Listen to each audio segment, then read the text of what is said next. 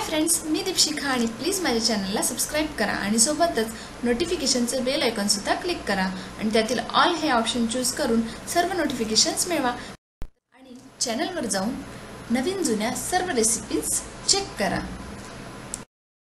तर आज मी तुम्हाला शेअर करणार आहे तिब्बत आणि नेपाळ ओरिजिन असलेले सॉफ्ट वेज मोमोज। यात मी तुम्हाला सांगणार आहे 6 आकारांचे मोमोज। तर या पद्धतीचे मोमोज तुम्ही बघू शकता, पण भरपूर आकारात इथे केलेले आहेत आणि त्याचप्रमाणे स्पेशली बीट मोमोज करताना घ्यावयाची काळजी आणि पद्धत मी तुम्हाला इथे शेअर करणार आहे। आणि हा व्हिडिओ जर तुम्हाला आवडला तर याला लाईक पण करून द्या आणि सोबतच शेअर सुद्धा करा। तर आधी आपण इथे मोमोजच्या पातीसाठी लागणारे पीठ भिजवून घेणार आहोत। तर त्यासाठी आधी आपण मैद्याचं पीठ भिजवून घेऊया। इथे मी 1.5 कप मैदा घेतलेला आहे आणि सोबतच मीठ आणि तेल। तर ह्या मैद्यात आपण घालणार आहोत 1 टेबलस्पून तेल आणि हे तेल या मैद्यात छान पद्धतीने आपल्याला मिक्स करून घ्यायचं आहे। तर या पद्धतीने हे हातावर चोळून तेल आणि पीठ मिक्स करून घ्या। आता आपण इथे ॲड करणार आहोत मीठ। मी इथे 1 चमचा मीठ घेत आहे आणि हे सुद्धा छान मिक्स करून घेणार आहोत। ज्यावेळी आपण या पद्धतीने पिठाला तेल चोळतो आणि पीठ भिजवतो तर त्यापासून आपण पातळ अशी पाती लाटून घेऊ शकतो। तर आता आपण हे पीठ मळून घेऊया। या पद्धतीने थोडं पाणी घालून हे पीठ मळून घ्यायचं आहे। मी इथे 1.5 कप इथे मैदा घेतलेला होता आणि मला अर्धा कपच्या जवळपास पाणी लागलेलं आहे। आपलं पीठ मळून झालेलं आहे। हे पीठ मी पोळी आणि पुरी यांच्यामधलं हे पीठ मी मळून घेतलेलं आहे। फार घट्ट नाही आहे, तुम्ही बघू शकता, आणि खूप सैलही नाही आहे। आता आपल्याला हे 10 मिनिट ते 15 मिनिट याच पद्धतीने झाकून ठेवायचं आहे। तर आता आपण इथे गव्हाचं पीठ भिजवून घेणार आहोत। तर गव्हाचं पीठ सुद्धा मी इथे 1.5 कप घेतलेलं आहे आणि त्याच पद्धतीने तेल आणि मीठ ते घातलेलं आहे। तर आता आपण पीठ पोळीपेक्षा घट्ट भिजवून घेणार आहोत, मात्र पुरीपेक्षा थोडंसं सॉफ्ट। तर या पद्धतीने हे आपलं पीठ मळून झालेलं आहे। हे पीठ आता आपल्याला 10 ते 15 मिनिट याच पद्धतीने झाकून ठेवायचं आहे। तर पीठ भिजेपर्यंत आपण इथे फिलिंग तयार करून घेऊया। तर मोमोजचे फिलिंग आपण करणार आहोत व्हेजिटेबल्सनी आणि त्यासाठी मी इथे घेतलेला आहे पत्ता कोबी, त्यानंतर मी इथे थोडं पनीर घेतलेलं आहे, 2 ते 3 लसणाच्या पाकळ्या घेतलेल्या आहे बारीक कट करून, त्यानंतर 1 छोटी शिमला मिरची कट करून घेतलेली आहे, त्यानंतर 1.5 गाजर आपण इथे किसून घेतलेला आहे, तसेच आपण सोया सॉस घेतलेला आहे 1 चम्मच, 2 हिरव्या मिरच्या घेतलेल्या आहेत बारीक कट करून, आणि आपल्याला लागणार आहे 1 मोठा टेबलस्पून ऑइल। तर आता आपण फोडणी सुरुवात करूया। बारीक केलेले लसूण घालून घेऊया आणि हे आपल्याला फार फ्राय करायचे नाही आहे, जस्ट आपण याला तेलात परतून घेणार आहोत आणि आपण यात आता ॲड करणार आहोत हिरवी मिरची। मी इथे 2 हिरव्या मिरच्या घेतलेल्या आहेत। तुम्हाला जर तिखट कमी हवं असेल तर तुम्ही 1 सुद्धा घालू शकता। तर आता यांना आपण परतून घेतलेलं आहे। आता आपण यात भाज्या ॲड करणार आहोत। तर आता हा कोबी गेला आपला, या पद्धतीने कोबीला थोडंसं आपण परतून घेणार आहोत आणि त्यानंतर यात ॲड करणार आहोत गाजर किसून घेतलेला आहे, त्यामुळे कोबीच्या थोड्यानंतर आपल्याला गाजर घालायचं आहे। आणि आत्ता आपण यात घालणार आहोत शिमला मिरची मीन्स भोपळी मिरची। तर भोपळी मिरची जर तुमच्याकडे दुसऱ्या कलरच्या असतील त्यासुद्धा तुम्ही यात ॲड करू शकता। बीन्ससुद्धा यात आपण ॲड करू शकतो आणि वाटाणे असले हिरवे वाटाणे त्यांना थोडंसं क्रश करून ते सुद्धा आपण ॲड करू शकतो। तर फिलिंग आपल्या मनावर आहे काय यात घालायचं आहे। आता मी यात पनीर घातलेलं आहे। पनीर मी इथे 100 ग्रॅमच्या आसपास घातलेलं आहे। तुम्हाला जर हवं असले तर तुम्ही जास्तसुद्धा घालू शकता। टेस्टप्रमाणे आपण यात ॲड केलेल्या भाज्या आहेत। आता आपण यात घातलेला आहे सोया सॉस आणि तो मी 1 चमचाभर घातलेला आहे। आणि तुम्हाला जर हवं असलंच यात विनेगर पण घाला, कोणी विनेगरसुद्धा घालतात, पण विनेगरमुळे जरा ओलसरपणा येतो म्हणून मी घातलेलं नाही आहे। आणि काळी मिरी पावडर मी इथे अर्धा चमचा घातलेली आहे। क्वांटिटी जरा फिलिंगची मी जास्त केलेली आहे, त्यामुळे मी इथे अर्धा चमचा घातलेला आहे, तुम्ही कमीसुद्धा घालू शकता। आता आपण भिजवलेले पीठ बघूया। तर या पद्धतीने आपले पीठ छान मुरलेले आहे। आपण 15 मिनिट आपण यांना 15 ते 20 मिनिट मुरू दिलं होतं। तर आता आपण याचे छोटे गोळे करून घेणार आहोत साईजमध्ये। आता आपण एक लाटून घेऊया। या पद्धतीने ही पाती लाटून घ्यायची आहे। पाती आपल्याला मध्ये थोडीशी जाड ठेवायची आहे आणि काठाला पातळ करून घ्यायची आहे, त्यामुळे फिलिंग बाहेर येण्याची किंवा मोमोज फुटण्याची शक्यता कमी होते। या पद्धतीने पातळ आपण पुरी लाटून घेतलेली आहे आणि एका झाकणाच्या साहाय्याने कट करून घेतलेली आहे। तर अशाच पद्धतीने मी दुसरा उपाय सांगते की एका वेळी जास्त पुऱ्या किंवा जास्त पाती जर आपल्याला करून घ्यायच्या असतील तर आपल्याला एकच मोठी पोळी लाटून घ्यायची आहे। आता या पद्धतीने तुम्ही बघू शकता मी पोळपाटा एवढी मोठी पोळी लाटून घेतलेली आहे आणि या पद्धतीने काठाच्या झाकणाने ही कट करून घेणार आहे। तर या साईजचे तुम्ही कुठलाही झाकण किंवा वाटी घेऊन तुम्ही कट करून घेऊ शकता।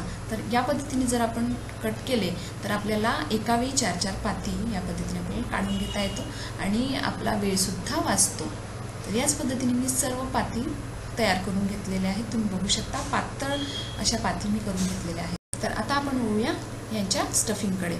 स्टफिंग करताना मी एक पाती घेतलेली आहे आणि त्यात 2 चमचे मी फिलिंग घेतलेली आहे या पद्धतीने आणि काठांना या पद्धतीने हलक्या हातांनी बोटांनी पाणी लावून घ्यायचं आहे। आता मी तुम्हाला सगळ्यात सोपा असा एक प्रकार सांगणार आहे, तो पहिला प्रकार आहे।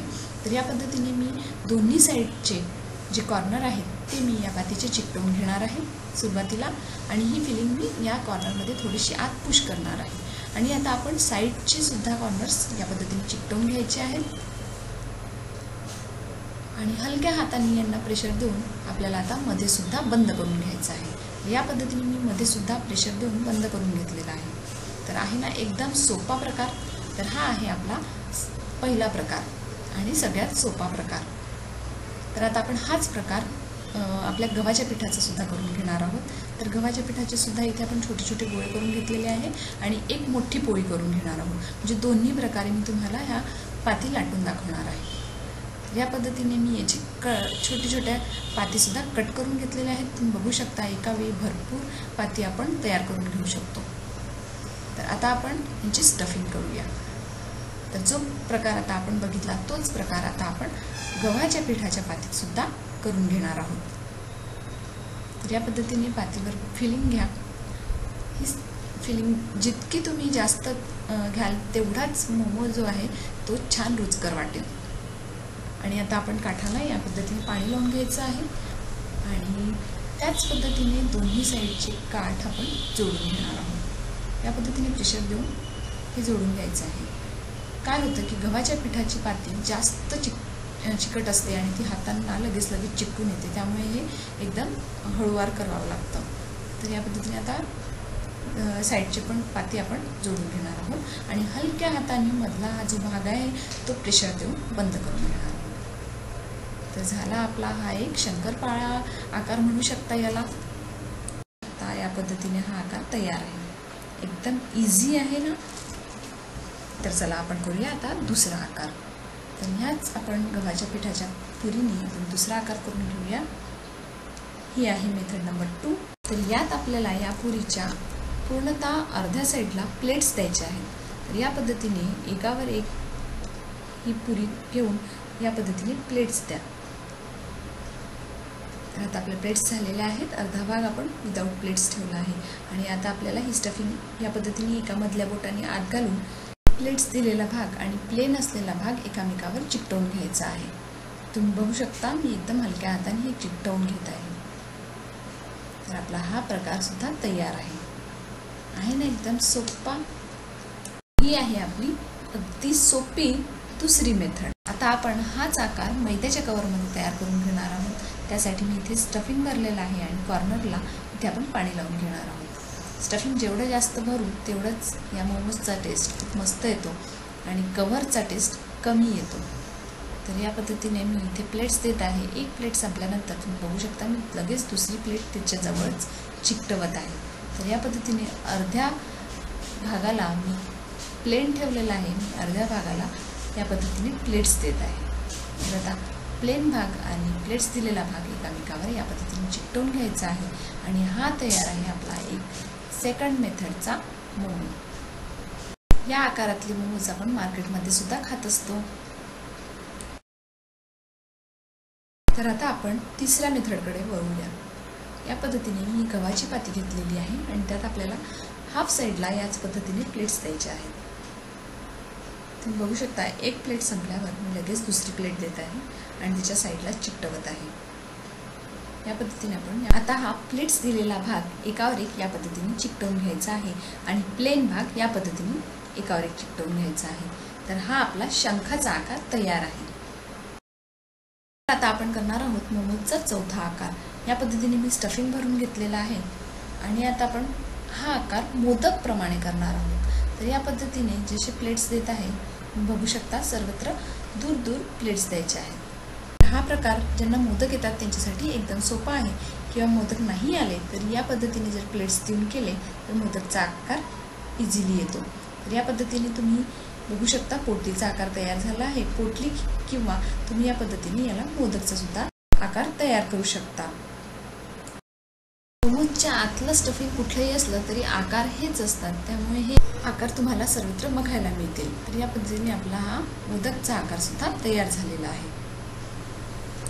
आता आपण करणार आहोत मोमोजचा पाचवा प्रकार आणि सर्वात सोपा प्रकार। तर या पद्धतीने जर मोमोज केले तर तुम्हाला जास्त कष्ट घ्यावे लागणार नाही।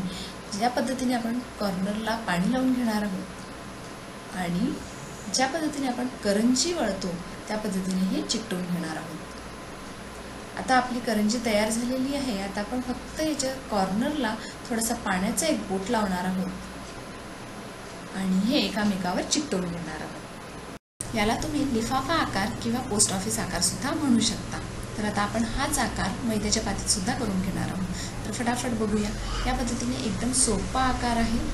दोन्ही साईडच्या पाती एकामेकावर पाणी लावून चिकटवून घ्यायचे आहेत आणि त्यांचे कॉर्नर सुद्धा या पद्धतीने मोल्ड करून एकामेकावर चिकटवून घ्यायचे आहेत। आता आपण करून घेऊया याचा सहावा प्रकार। तर या पद्धतीने मी पातीवर 2 चमचे इथे स्टफिंग भरलेली आहे आणि कॉर्नरला सगळे पाणी लावून घेतलेलं आहे। तर आता आपल्याला या पद्धतीने पातीच्या एका साईडला म्हणजे हाफ साईडला प्लेट्स द्यायच्या आहेत। या प्लेट्स तुम्ही बघू शकता मी एका बाजूला एक घेत आहे। तर या पद्धतीने अशा ह्या प्लेट्स पाडून घ्यायच्या आहेत।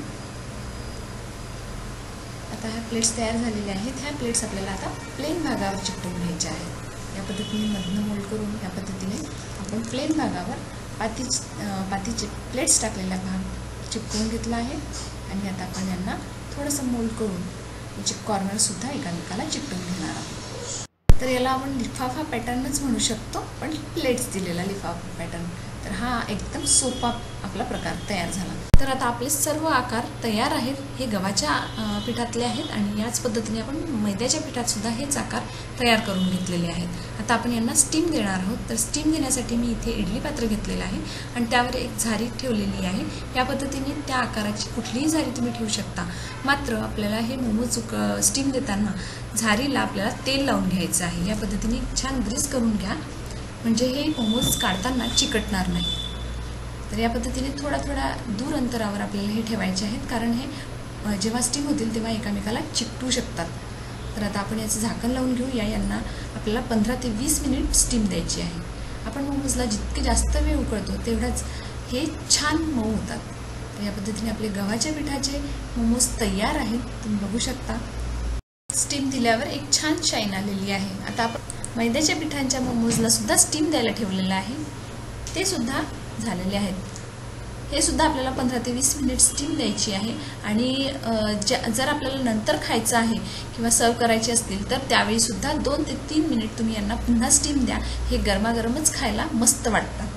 तर या पद्धतीने हे आपण काढून घेऊया प्लेटमध्ये आणि यांना सर्व करूया मोमोच्या चटणीसोबत। तर मोमोजच्या चटणीचा व्हिडिओसुद्धा मी इथे डिस्क्रिप्शन बॉक्समध्ये लिंक दिलेली आहे, तो चेक करा।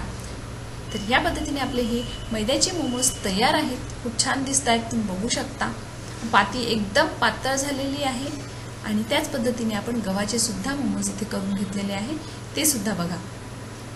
या पद्धतीने आपण दोन्ही प्रकारचे मोमोज इथे सांगितलेले आहेत आणि सोबतच तुम्हाला मी काही टिप्स दिल्या आहेत, त्या सुद्धा फॉलो करा। हे मोमोज तुमच्याकडनं सुद्धा खूपच मस्त तयार होतील। आणि जर हा व्हिडिओ तुम्हाला आवडला असेल तर याला लाईक करायला आणि सोबतच शेअर करायला विसरू नका। आणि आमच्या चॅनलला सबस्क्राईब केला नसला तर प्लीज सबस्क्राईब करा आणि अशाच